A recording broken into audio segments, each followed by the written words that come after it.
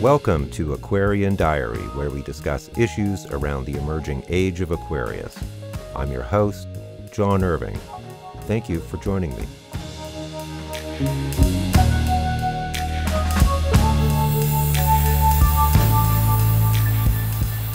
Greetings all. It is January 9th, 2023.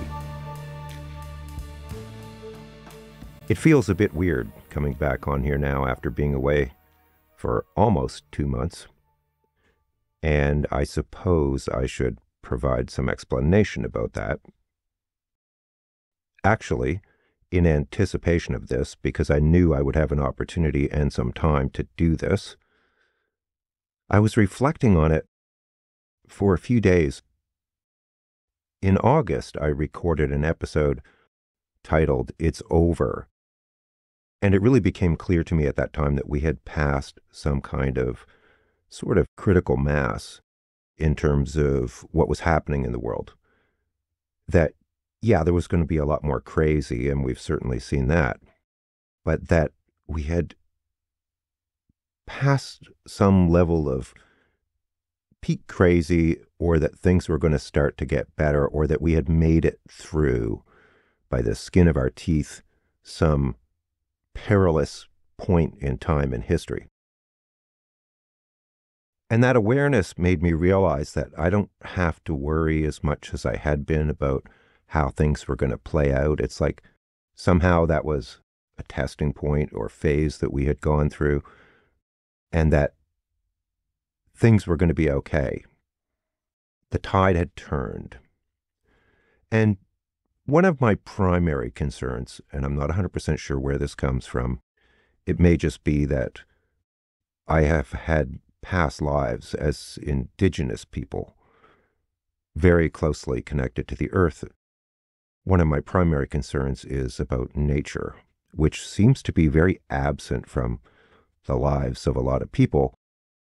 We live these very sort of abstractly connected lives from our environment and the food we consume and the nature that is inherently essential for our survival. I've had visions of myself living in the jungle, living on the west coast, chills here, strong chills, living on the west coast of North America in the rainforest. And I was very deeply connected to the earth. And so I have this passionate caring for it, like I'm connected to it and part of it, and some sense of responsibility for that as well. So my primary driving motivation in doing this is my concern about what humanity is doing to the environment.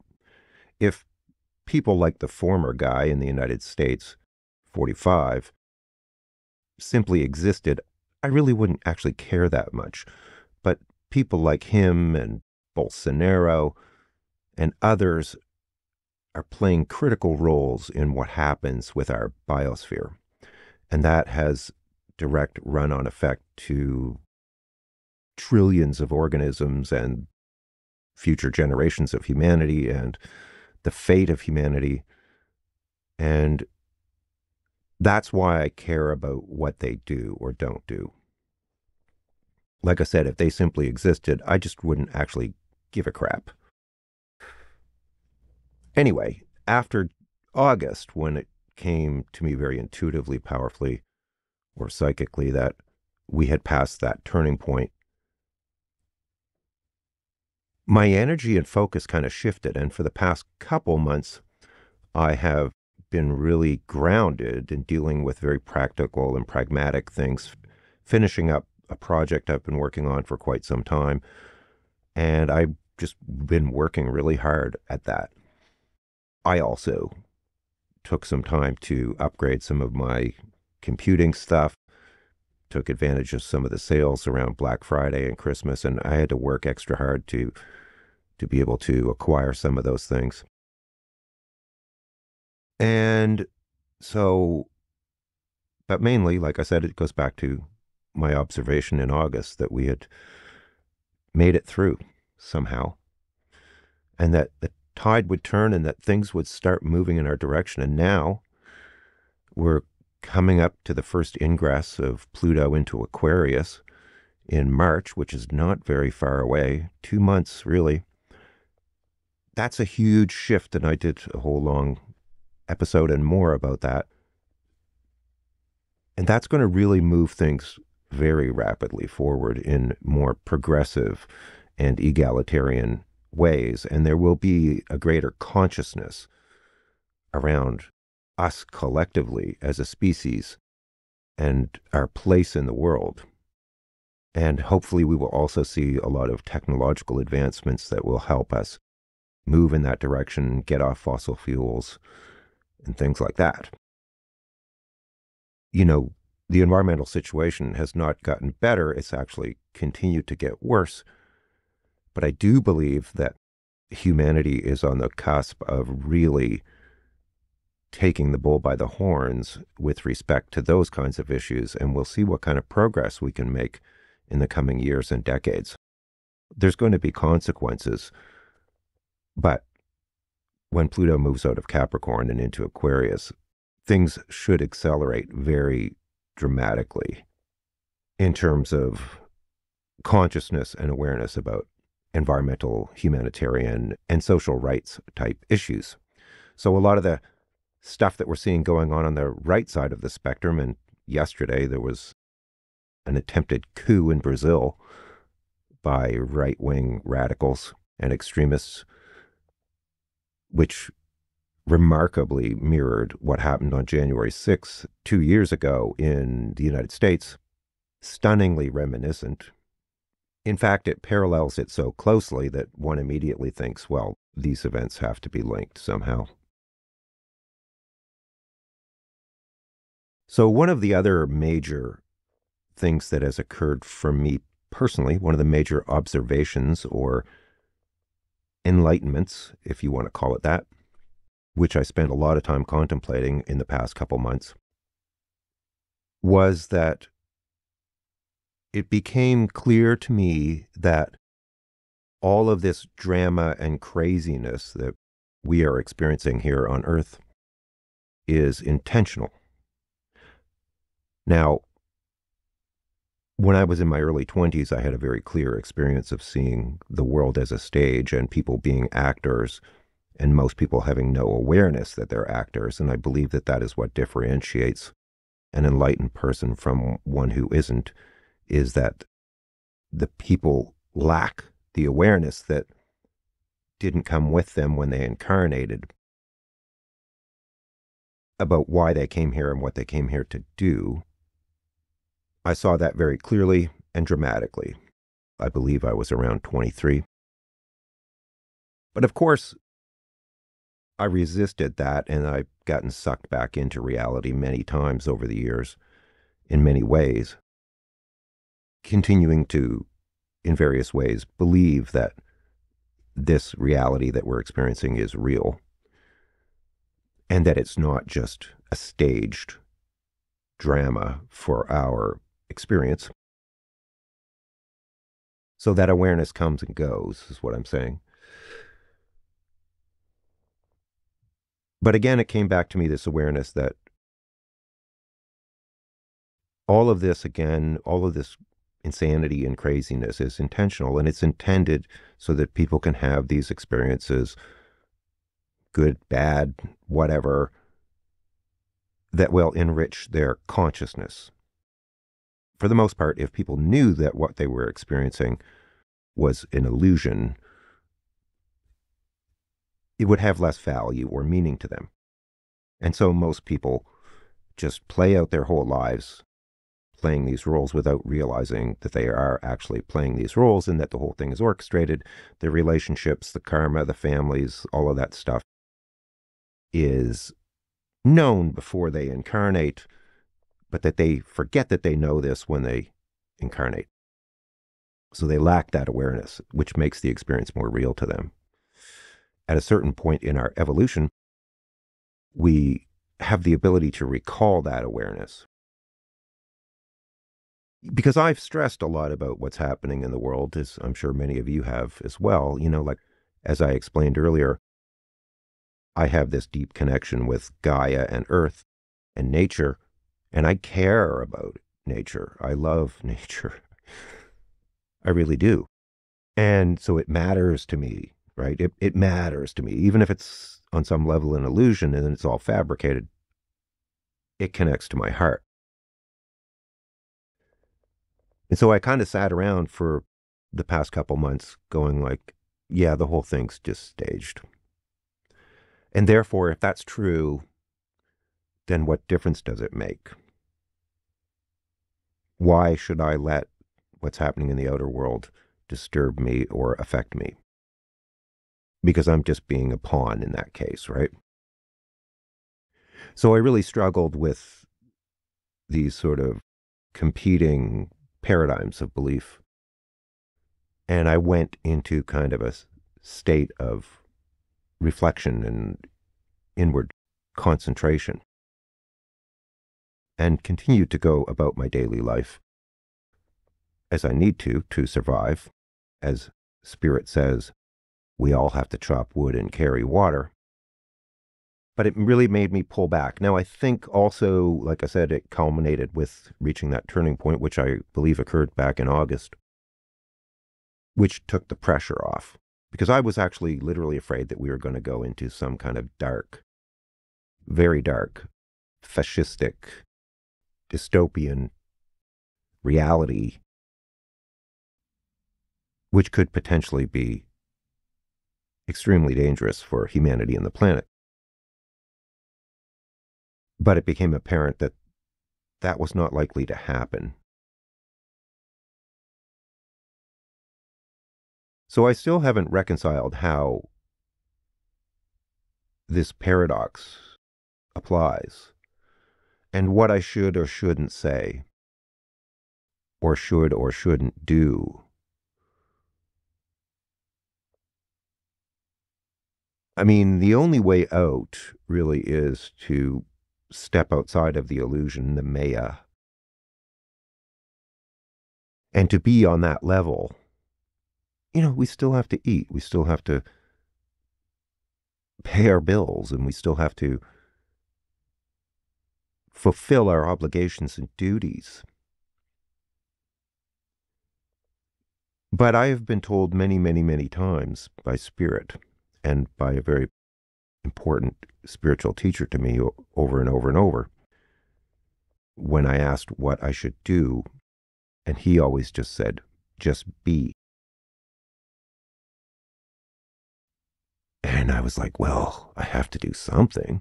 You know, I have these abilities, I have these talents, I have this experience, I care about what's happening on the planet, you know.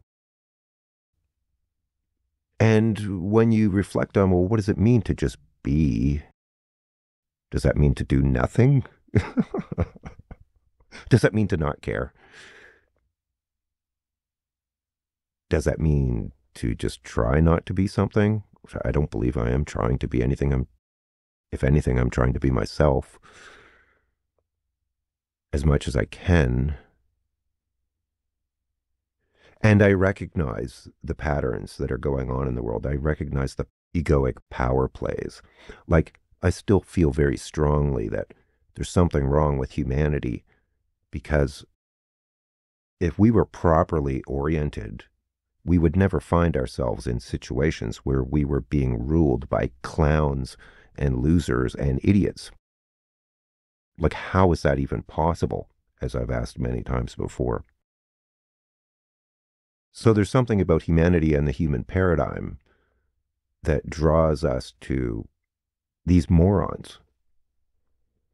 Like I've said before, you take someone like Putin, well, get rid of him. Just get rid of him. Take him out of the game. Whatever that means. Why do people put up with that crap? Well, that is obviously a reflection of our consciousness, or the consciousness of people who allow that to happen. Why do liars and cheats and criminals get into positions of authority and power? Because we allow that to happen. It's part of our reality. It's part of our consciousness. It's part of our paradigm. And I'm just saying, get rid of it. Surgically remove it. And then we won't have to have that experience anymore. So there's nothing that we as individuals can do about that if a huge chunk of the collective believes in that idiocy or chooses to have that experience. There's really not much we can do about it. Can we actually convert someone's belief system or paradigm? I'm not sure that's possible. It might only be possible when they themselves go through some kind of process. Yes, now maybe as we collectively shift our energies, it will reduce the likelihood of that occurring or facilitate evolution or higher states of consciousness. That's true, I believe. And so we might be able to help on that level. But a lot of what we experience as individuals is just based on karma. Like we've agreed before we came here to have certain experiences with certain people in certain situations. And that's why we came here, literally. So on some level, we have to have those experiences. It's part of the game. Even if we are aware of it, even if we know that it's just part of the game. Because we can't, I mean, unless you want to become a hermit or a recluse, it's extremely difficult to not be engaged with society and reality and other people. God. Another point is that, as I've sort of been talking about, is that a lot of these people who are in positions of power and authority right now are literally criminals, and they should be treated like criminals. Period. Full stop. We've all heard stories about how someone in the US, for example, gets caught somewhere with a joint and then they end up doing like 10 years in prison. Well, these people can go and screw around with millions of people's lives and act in ways that are very harmful to like millions of people and get rich doing it and walk away as if nothing happened. Same with banks and large corporations and stuff like that. Why does humanity even just allow that to occur? We need to define what they're doing as criminal behavior and treat it as criminal behavior. That's the only way we will actually clean up our forms of governance. We need to change our perception so that we see these people for what they are, which is criminals. Now, we've all done stupid and nasty things, whether it's in this life or in past lives. So we're all guilty. But we just have to shape the narrative and claim the space and define the space so that we redefine what is socially acceptable and what isn't. And over time, those people will just not be able to make their way into those kinds of positions. We also need to shine light on all of the hidden power and money and influence in governance around the world, the dark money. That is absolutely mission critical. One of the greatest problems that we're facing right now is misinformation and disinformation, which, if you've listened to me before, you know how I feel about that. That it is a clear and present danger to society and civilization. And most of that comes from dark sources. That needs to be rooted out as well. Another theme that has come up for me a lot during the recent past has been this awareness of the role that jealousy has played in my life. Not so much jealousy on my part, but jealousy on the part of others. Like, I've never really actually, to my knowledge, experienced being jealous of other people because of their status or privilege or wealth or anything like that. I have, to be honest, experienced jealousy, with partners at times. And in some cases, it was somewhat justified, I suppose. But I've never really been jealous of other people based on their accomplishments or status, like I said.